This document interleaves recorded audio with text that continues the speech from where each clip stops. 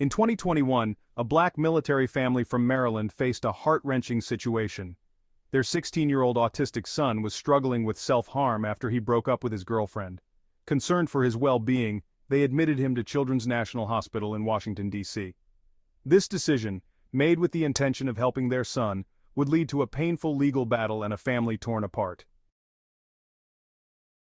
During their son's hospitalization, the parents say they were confronted with a shocking claim by the hospital staff. They were completely unprepared for what they were about to hear. Their son, they were told, wished to transition to female and used she/her pronouns. The parents were stunned. They had never seen any signs or heard any discussions about this from their son before. They alleged their son had never expressed any desire to transition before. This revelation came out of nowhere, leaving them bewildered and deeply concerned. They believed their son, being autistic, was especially vulnerable to influence. They felt that his condition made him more susceptible to external pressures and suggestions. The parents claim the hospital launched a campaign to transition their son. They argue that the hospital staff took advantage of their son's vulnerable state. This allegedly included pressuring him to write letters about his new identity to family and friends. The parents were horrified to find these letters, which they believe were written under duress. They believe the hospital's actions were a severe overreach, violating their parental rights. They have since sought legal counsel to address what they see as a grave injustice. The parents are determined to fight back, not just for their son, but for other families who might face similar situations. They hope their case will bring attention to the issue and prevent future occurrences. As they navigate this challenging journey, the family remains united and hopeful for a resolution that respects their son's well-being and their rights as parents. The situation escalated, and the parents lost custody of their son. The courtroom was filled with tension as the judge made the final decision, leaving the parents devastated and heartbroken. They had fought hard, but the ruling was not in their favor. Now 19 years old, he has been placed in foster care under the care of Lavender Kelly, a self-described non-gendered chaplain. Lavender Kelly, known for her progressive views, welcomed the young man into her home, hoping to provide a supportive and inclusive environment. This placement has deepened the parents' anxieties. They constantly worry about their son's well-being and the influence Kelly might have on him. The parents feel a growing sense of helplessness as they watch from afar. They point to Kelly's social media posts which advocate for transitioning children even without parental consent. These posts have sparked heated debates online, with many questioning the ethics and legality of such actions. The parents also allege their son has been posting sexually suggestive photos online since being placed with Kelly. They fear these actions are a cry for help and a sign of deeper issues that need to be addressed. They worry their son is being exploited and that his well-being is at risk. The parents are deeply concerned that their son is being influenced in ways that are not in his best interest, and they feel powerless to intervene. They are fighting tirelessly to regain custody, believing their son is not in a safe environment. The legal battle is draining both emotionally and financially, but the parents are determined to bring their son back home, where they believe he will be safe and loved. The family's decision to sue Children's National Hospital has come at a steep price. The father, a military veteran, says he had to sell his successful business to cover the escalating legal fees. The financial burden adds to the emotional strain the family is enduring. However, they remain resolute in their fight for what they believe is in their son's best interest.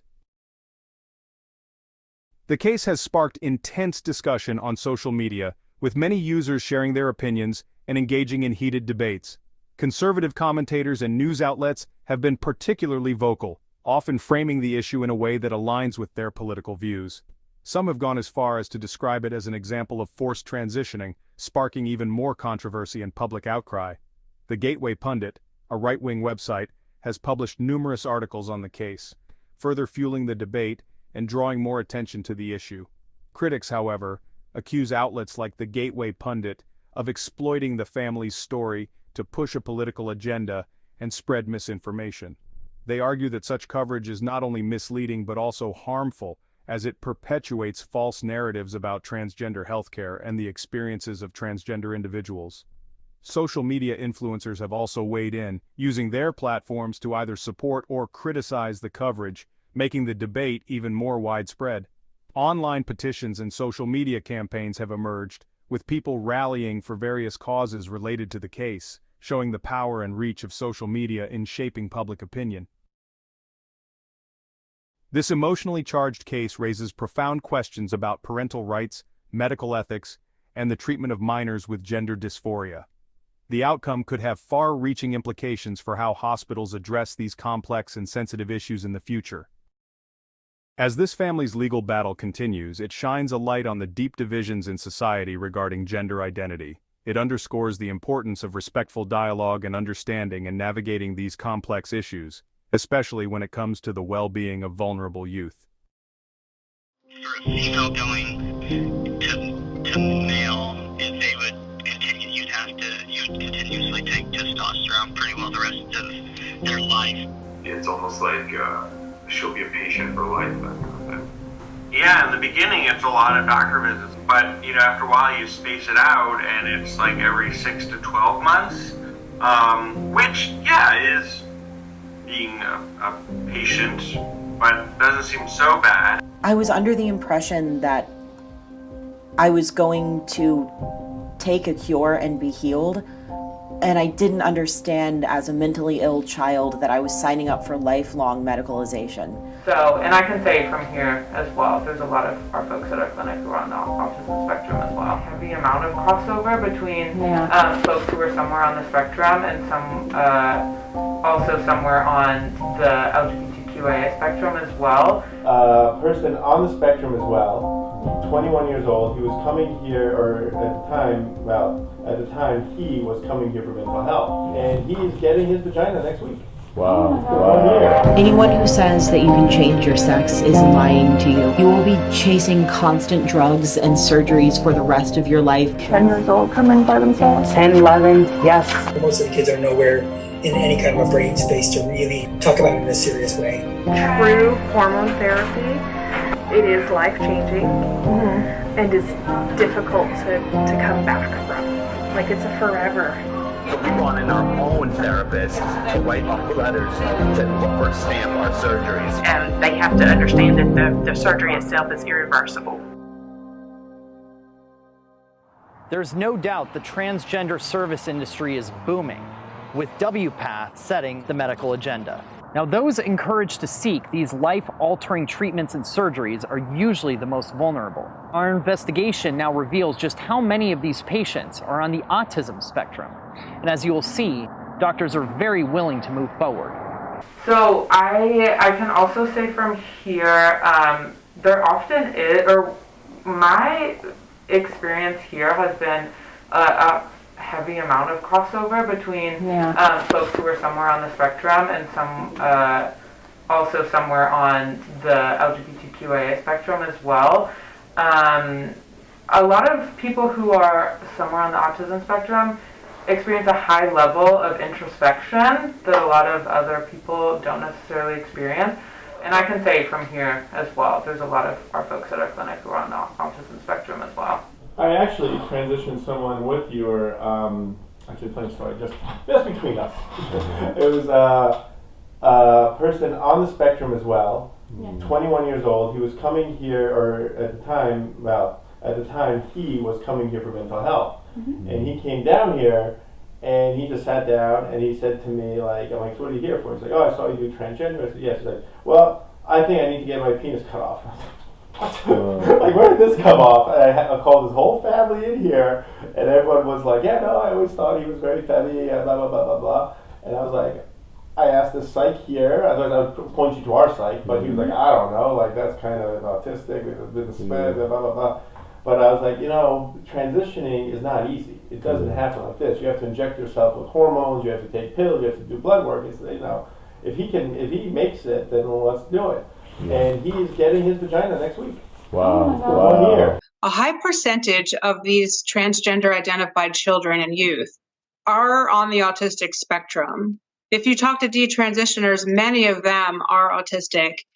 They will report that they have autism, and they will talk about how they mistakenly believed that the problems they struggled with autism, or the symptoms they have of autism, were mismatched with what they believed was gender dysphoria. So they're kind of being preyed upon.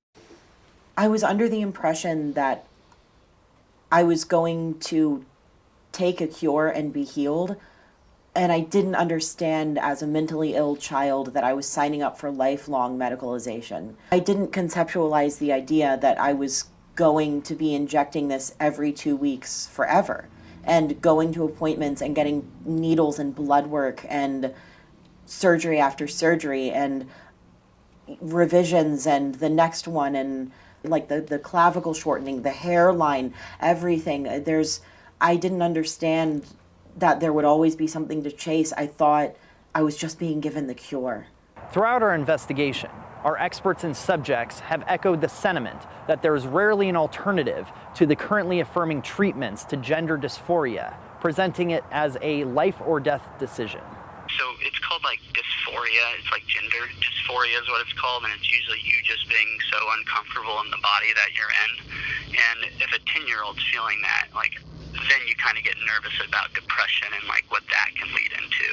And like, unfortunately, sometimes individuals, you know, eventually could take their life. So it's almost like if someone really realizes it, you know, by that age, and they have that gender dysphoria but want to, you know, change it, those better outcomes. Parents are being blackmailed by being told that if they have a trans child, that their child is more likely to commit suicide. And so they're basically told, would you rather have a live son or a dead daughter? Would you rather have a trans kid or a dead kid? My mom was crying a lot. She didn't understand. She was sad. And the therapist said, would you rather have a dead daughter or a living son? It's time to be excited about a boy. While she was crying. A dead daughter or a living son? They said it was transition or suicide.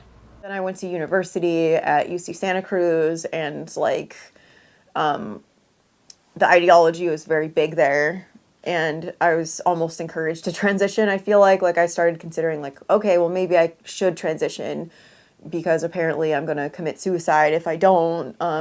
And I called up Planned Parenthood, and there was essentially no pushback. I talked to a doctor over the phone, and I obtained testosterone in like 30 minutes. And I mean, I was an adult, but I hear similar stories from like other detransitioners who transition as minors that also obtained puberty blockers or hormones or surgery like pretty easily, like within an appointment or two. You know, I do have some lasting issues from transitioning as an adult, but it's not nearly to the same degree as it would have been if I'd been an adolescent. Meet Dr. Matthew Warnken, a pharmacist in Austin, Texas. He gives our undercover journalists further insight into the long-lasting effects of these gender therapy pharmaceuticals. As far as the medications are concerned, is there a point where we can stop taking? You know, is there a point that they stop taking it and then they're good and the transition's permanent? How does that work? No, so with like you would stop. They would eventually stop taking hormone blockers, but for a female going to male, if they would continue, you would continuously take testosterone pretty well the rest of their life, just so that you're in because if they stop taking testosterone, their bodies will kind of revert back. So then stopping that, some things do revert back, but like when they've done it before puberty, some of those don't revert back as much, if you will. The permanent effects of testosterone are things like facial hair, body hair, enlargement of the clitoris, clitoromegaly, and the last one is vocal pitch drop. And so those are effects that once they happen, don't reverse. Sometimes, if anything, there could be a little more of those side effects, and not necessarily. I mean, it could be aggression. I just say aggression because people, correlate that sometimes with testosterone, but it shouldn't be that much. But there could be, let's say it's a dose that you take every 2 weeks. Like, could be rather right when they take that dose. That could actually just give them energy, but then they might get a little more lethargic as the 2 weeks go on, and then they take their dose and it's like, oh, I have more energy. I would go through withdrawal. I would feel more tired and more anxious and less confident and more agitated. Like I needed it, but I was told that that's because my body needed those hormones because I was a boy. A major point that many of our subjects touched on revolved around, quote, family planning. While suggesting the options of expensive alternatives, they made it clear that pursuing these gender treatments almost indefinitely leads to infertility. So something that our providers do counsel families and youth about is about family planning, essentially, and what their thoughts are around that. There's measures that can be taken for things like preserving eggs. Yeah, I mean, I've seen it on 11, 12-year-olds, with obviously the asterisk being that a 10-year-old is likely not going to be able to say assuredly whether that they want to have kids in the future. Yeah, I probably wouldn't be able to have ever decided to go back. So some of these things, I mean, most of them, some of them are permanent, like, changes. So depending on how the body changes, it might not be able to naturally birth a baby. So there are other routes now. I mean, we've gone so far, you know, with like in vitro fertilization and things like that, and there's even surrogates. So fortunately, like, science is there in that regard, you know. I don't know, like, pricing and stuff like that, but if there's enough, like, changes to the physical body, I don't know if they would be able to, you know, have a baby naturally speaking. A 10-year-old doesn't necessarily think about family planning. I don't know any 10-year-olds, you know, outside of playing dress up that might identify as wanting a family. But these are just questions, you know, I think if as you move further and further into the transition process, those conversations do become bigger, just to make sure if he did want to have a family, does that mean that, you know, he would want to preserve his eggs to do that? Through hormone therapy, there is like long-term possible side effects of like, it is life-changing, and is difficult to come back from. It also requires both parents to be on board. Really? You It only requires, so here are my words. Yeah. We have to have one parent's consent. If we know that there's another parent who's not on board, we can't start hormone therapy. Oh, okay. Yeah. Is that fair? Yeah. No, that's fair. The medicines that I give are not magic medicines. They're not antidepressants. They're not going to change your thinking. They just literally change the physical body a little bit, or in the case of puberty blockers, they just stop those changes. It's almost like she'll be a patient for life, that kind of thing. I don't know how I feel about that. Well, that's an interesting thought. I mean, you know, it depends upon what wants. I have a number of patients who, yeah, in the beginning it's a lot of doctor visits because I want to make sure I'm not messing somebody up. I want to make sure they're not having an adverse reaction to testosterone or things like that.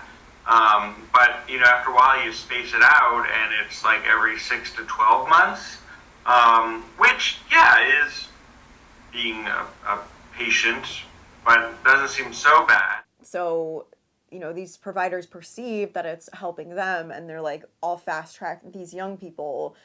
And, you know, maybe sometimes it's coming from a good place. Like, they're like, okay, well, this will make this young person happy or whatever. But in the end, it's just very damaging. And it makes me angry that children are being used for adults to validate their own gender identity. I also suffer from chronic pain. I have joint pain and also burning in my neck and my shoulders because I'm disproportionate now. My hips are really small and my shoulders are too big for my frame, and so it hurts to hold myself up. And then I have pain in my throat. I can't talk for super long periods of time, but worse, I lost my ability to sing. I used to be an operatic singer, and even in my times of my worst self-hate and depression, I liked singing. When you were sitting there with Dr. Gordon or any other doctors that you were meeting with pre-transition, did they warn you about not being able to sing? Did they warn you? Did you know it was going to affect your voice? They lied or they were misinformed. They told me that I would have a normal male voice. I would have the same thing but be able to sing in the male range. What actually happens is the larynx grows, but everything around it does not grow, so it's crushed. And I can't use it anymore. The side effects started happening very quickly to me. For some people, it takes a lot longer, but I noticed them like very early on. And so the ultimate thing that caused me to stop was losing my singing voice, which was such a huge part of my identity as well. But I also suffered from a number of health side effects early on. I'm trying not to cry. It's heart-wrenching. It was always a shred of something I didn't hate about myself, and it's gone. I miss it a lot, and I miss, singing for my mom. My boyfriend has a little 3-year-old, and I wish I could sing for her the way I used to, but it sounds terrible. I hate the sound I make. I am happy for the opportunity to share my story with Project Veritas because I think you are doing some amazing work. I think it's so important to expose these providers that are fast-tracking children towards medicalization and, honestly, medical abuse. And I think it's appalling that children even younger than I was are being, indoctrinated and put on this conveyor belt towards sterilizing themselves and destroying their health. Now, despite these admissions from providers and patients, legislation across the country is being passed to further distance parents from the decisions of providers on their children's health care. Thank you for watching till the end. Stand up for free speech and help protect the free exchange of ideas online. Please like and subscribe to help us reach more viewers.